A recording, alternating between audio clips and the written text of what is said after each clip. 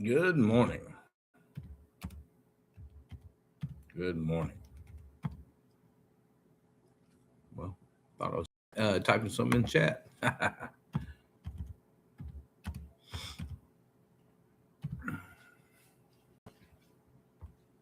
There it goes. All right. So last week, get in here and talked about Matthew chapter 5, and I said we were going to read Matthew 5, 6, and 7. I said it might take 2, might take 3 weeks or 3 parts. Well, this is part 2. Not quite sure how far I'm going to get. I've got an idea of where I want to stop. So I'm probably going to stop there. But I want to start with a question. Did you realize that out of what is almost 8 billion people in the world, there are 2.6 billion people who profess to be Christians?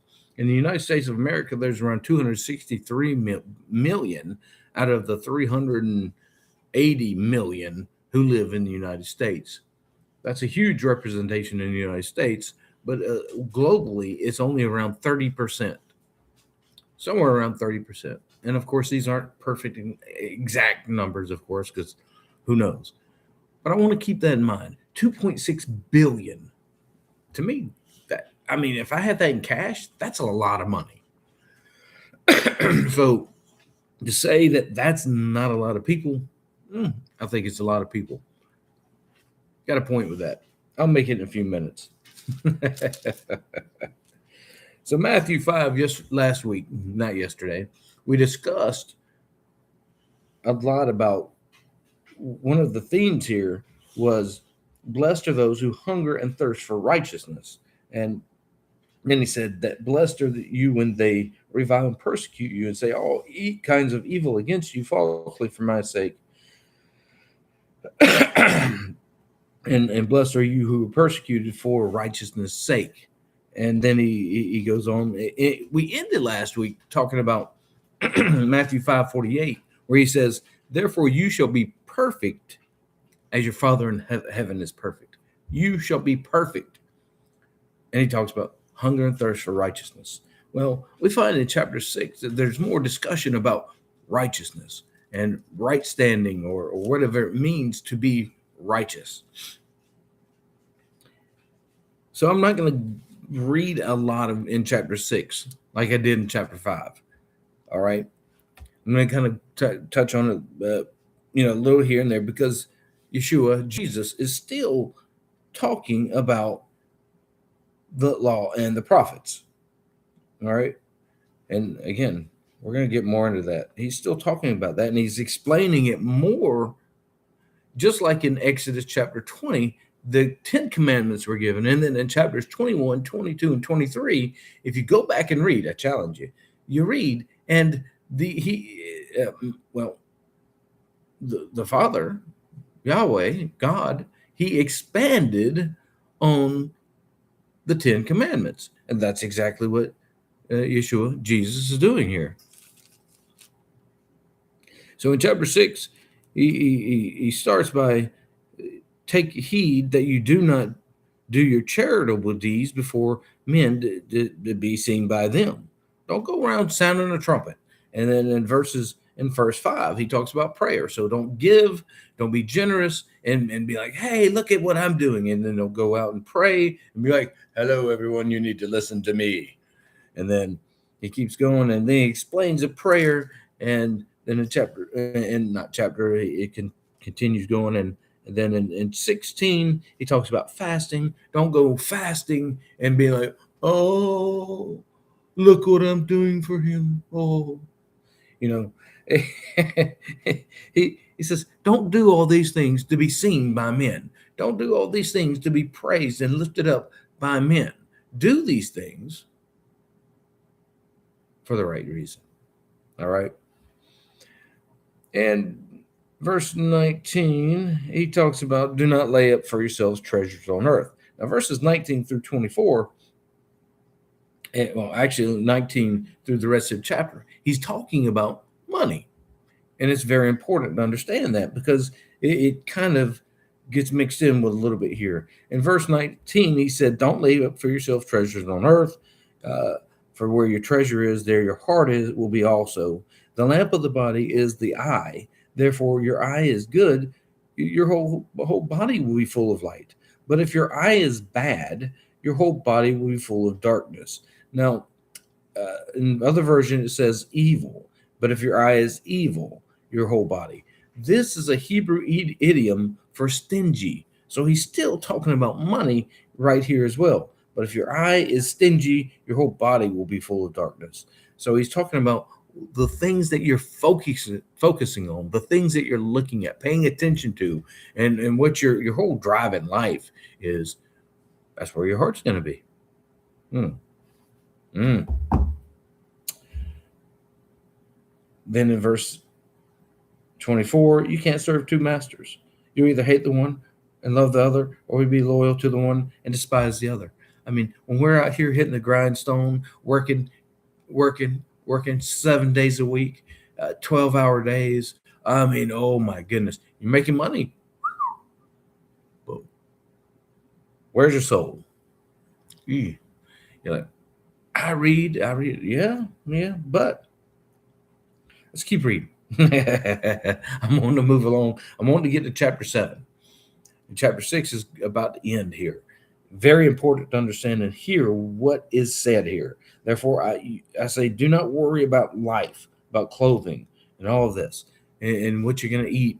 and then he ends the chapter talking about that, because what's the drive in money and seeking money is to have the best of clothes, to have the best house, to have the best this. Maybe not just for yourself. Maybe you're doing it for your family. Maybe you're doing it because you are wanting to be generous. That's great intentions.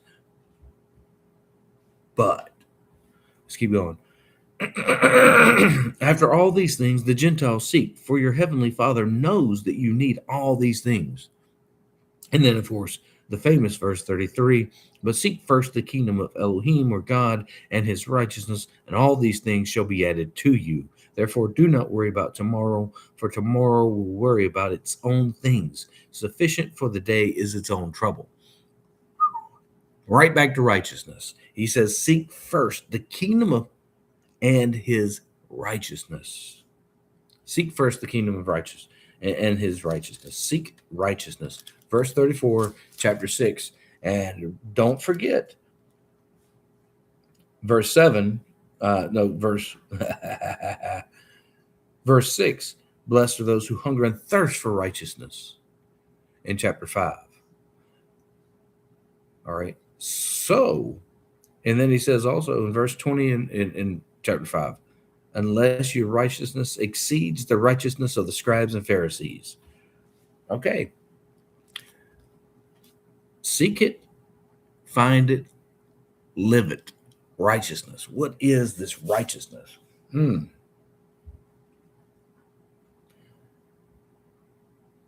So,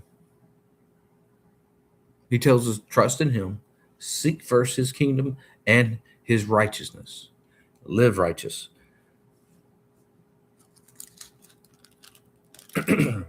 Don't seek money.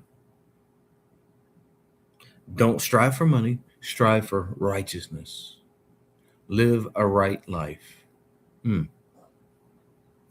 That's what I'm seeing as a theme in what's called the Beatitudes, Matthew 5, 6, and 7. Now let's go ahead and jump into chapter 7. I'm only going to read down to a certain portion. Again, all of this is one sermon. All of this was notated by, I presume, Matthew.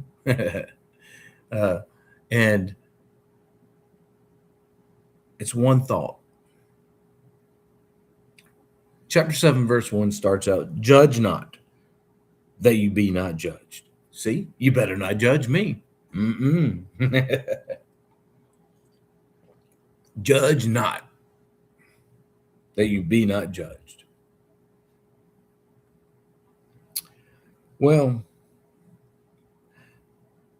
if you look at the definition of that word judge, it's going to be more along the lines of condemn. Condemn not. But again, he's telling us that we are to seek righteousness. Sorry, I got a little movement over here. Seek righteousness. Judge not. For with what judgment you judge, you will be judged. And with the measure that you use, it will be measured back to you. And why do you look at the speck in your brother's eye, but do not consider the plank in your own eye? Or how can you say to your brother, let me remove the speck from your eye, and look, a plank is in your own eye? Hypocrite, first remove the plank from your own eye, and then you will see clearly to remove the speck from your brother's eye. Do not give what is holy to the dogs, or nor cast your pearls before swine, lest they trample them under their feet and turn and tear you in pieces. That he's not saying, don't judge me. That's not what he's saying. He's not telling you. In fact, this right here is a call to say, please come judge me. Tell me, what am I doing wrong? Where have I messed up? The call for accountability is greater in this than the call for judgment against your brother. So let's go back to the Old Testament law and commandment for a moment, the Torah. There are judges set up and appointed. There's a hierarchy, where you had Moses, and then you had the judges over thousands, and then the judges over the hundreds, and the judges over 50s, and the judges over 20 and 10s. So you had people who were, to be judges.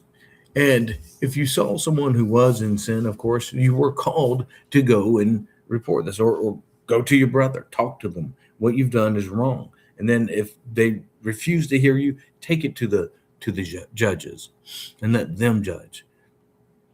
And there's also set up that out of the mouth of 2 or 3 witnesses, let every word be established. So now there's a call for multiple witnesses. You can't, a person couldn't die on the account of one witness. You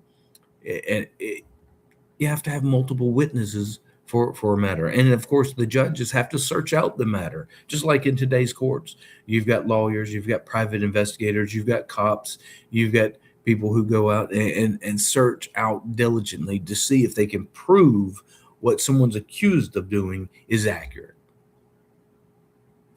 Okay, so then you also have a safety net in this, that he says that you shall not do not swear falsely against your brother. Do not bring false testimony. That is the commandment. It's not that you shall not lie. It's that you shall not bear false witness. So you can't go and bear false witness. That is a commandment, that you can't do that. And it's stronger because later on in the Old Testament law and commandments in the Torah, it says that if you do go and bear that false witness, that the punishment that you were wishing or hoping to come upon the other person will come on you. So if you're saying they committed adultery and now you're trying to get them to be killed, or if you said that they did something worthy of death, well, that punishment that you were hoping to come on them would come on you. Bearing false witness has become a huge deal, much larger than lying. It is lying, but it's bigger than lying. Lying is covered under the false witness.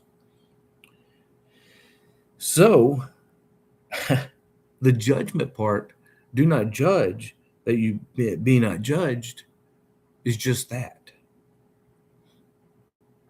You've got to be careful that you're not bearing false witness, because the way you see something might not be the same way someone else sees it. So it's very important. And it's not a matter of you can't judge, that you can't look at someone else and tell them, what they're doing is wrong. That's not what the idea is. In fact, it's the opposite. The idea is to look at yourself and to make sure nothing's wrong with you. The idea is for you to look in the mirror and judge yourself. That's the truth of the idea here. Why? Because he says, seek his righteousness. That we're called to be his righteousness, to live according to his righteousness, his will, his ways. So let's keep going. Ask and it will be given to you. Seek and you'll find. Knock and it will be opened. For everyone who asks receives, and he who seeks finds, and to him who knocks it will be opened. Or what man is there among you who, if his son asks for bread, will give him a stone? Or if he asks for a fish, will he give him a serpent? If you then, being evil, know how to give good gifts to your children, how much more will your Father who is in heaven give good gifts to those who ask him? Therefore, whatever you want men to do to you, do also to them, for this is the law and the prophets. Matthew 5:17. He said, don't think I came to destroy the law and the prophets. I did not come to destroy, but to fulfill. And I said to fully teach. Now, reading this, therefore, whatever you want men to do to you, do also to them, for this is the law and the prophets. What is righteousness? Oh, seek first the kingdom and his righteousness. Blessed are those who hunger and thirst for righteousness.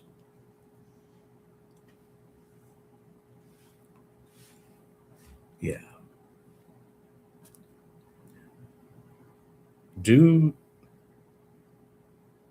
whatever you want men to do to you, do to them, for this is the law and the prophets. That's strong. So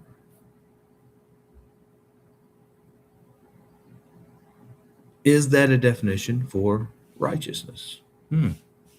I'd say in context. Remember, he also said, be perfect just as your Father in heaven is perfect. What is he talking about? What is he calling us out to do here? Hear his words. All of this is in red. This is not me talking. This is not me. I'm just reading. Hear what he says. Be perfect as your Father is in heaven, and heaven is perfect. Hunger and thirst for righteousness. Seek the kingdom and his righteousness. I didn't come to destroy the law or the prophets. I did not come to destroy, but to fulfill. And do also to men what you want them to do to you, for this is the law and the prophets. Next verse. Enter by the narrow gate, for wide is the gate and broad is the way that leads to destruction, and there are many who go in by it. He's called us to perfection, and he's told us that wide is the gate and many go in by it. To what? Destruction. Because narrow is the gate and difficult is the way which leads to life, and there are few who find it. Now, difficult means confined. Confined. He says, narrow is the gate and confined is the way which leads to life. Confined. So there's a way. There's a way. It's not wide open. It's narrow. There's a way. And he says there are few who find it. That hurts. There are 2.6 billion people in the United States, in the world, that profess to be Christians. 2.6 billion. That is 30% of the world. Sounds like great numbers. We're like, we're winning. We're doing great. But he says, few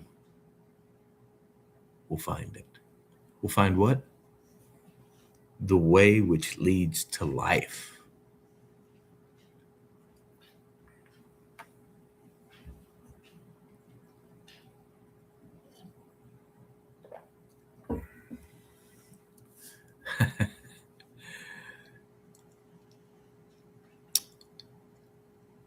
Kind of tough when you think about that. Think about it. Think about that. Just bite into it. This message that he has been teaching right here. Forget all the fluff. Forget all the propaganda. Forget about. Don't read all the little headlines because it's broken up into this, this, and this. Just listen to the theme. Listen to the theme. Blessed are the poor. Blessed are those who mourn. Blessed are the meek. Blessed are those who hunger and thirst for righteousness. Blessed are the merciful. Blessed are the pure in spirit. Blessed are the peacemakers. Blessed are those who are persecuted for righteousness' sake. You are the salt of the earth. You're the light of the world.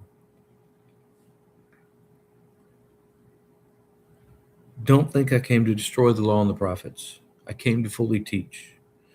Whoever breaks one of the least of these commandments and teaches men so shall be called least in the kingdom of heaven. Those who do and teaches men them shall be called great in the kingdom of heaven.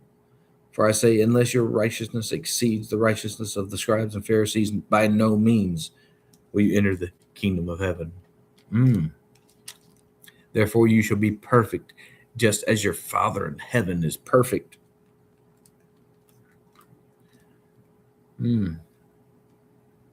Don't sound your alarm like the hypocrites. Don't pray like the hypocrites. Don't fast like the hypocrites. These are church folk.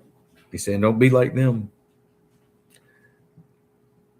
Don't strive and spend all of your life searching for money, seeking money. Don't work your life away. Seek first the kingdom of heaven and his righteousness, and all things will be added to you. Look at yourself. Don't be just going around trying to judge others. Look at yourself and judge.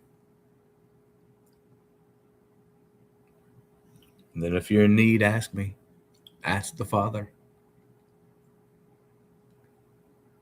Because narrow is the gate and confined is the way which leads to life, and few will find it. And whatever you want men to do to you, also do to them, for this is the law and the prophets.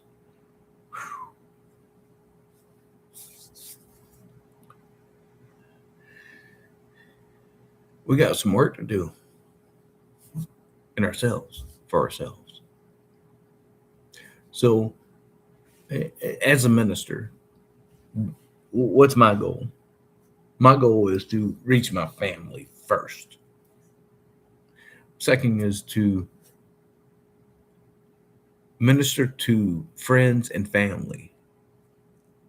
Second, touch them and be a blessing to them. And third, to reach out to as many as will hear.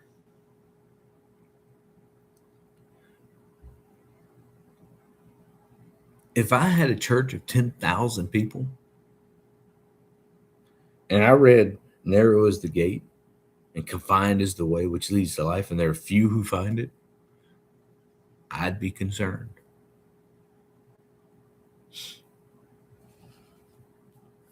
I asked him, a gentleman one time, another minister, when I was younger. He said, I said,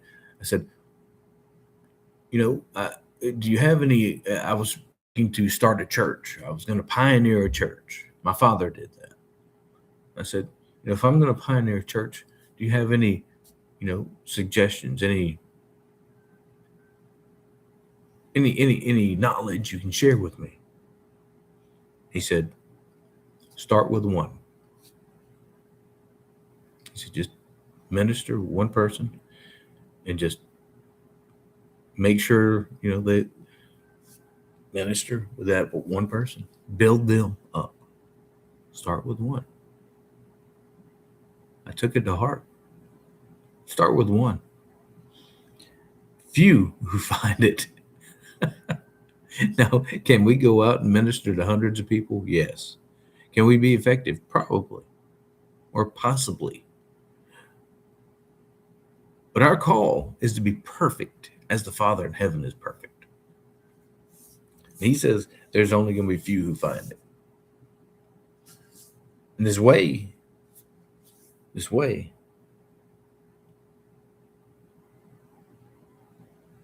not as easy and wide open as we're told. Because the way you live matters. Because we are told, again, be perfect. You shall be perfect, just as your Father in heaven is perfect. We're going to finish this next week with Matthew 7, verses 15 through 27. And we are going to really seal the door on this. So you guys remember, be blessed, be perfect, seek his righteousness, live his righteousness, and come back and see me next week. Appreciate you. You'll be blessed. I'll be next. Excuse me. I'll be back next week. All right. Go West. I see you down there. Be blessed.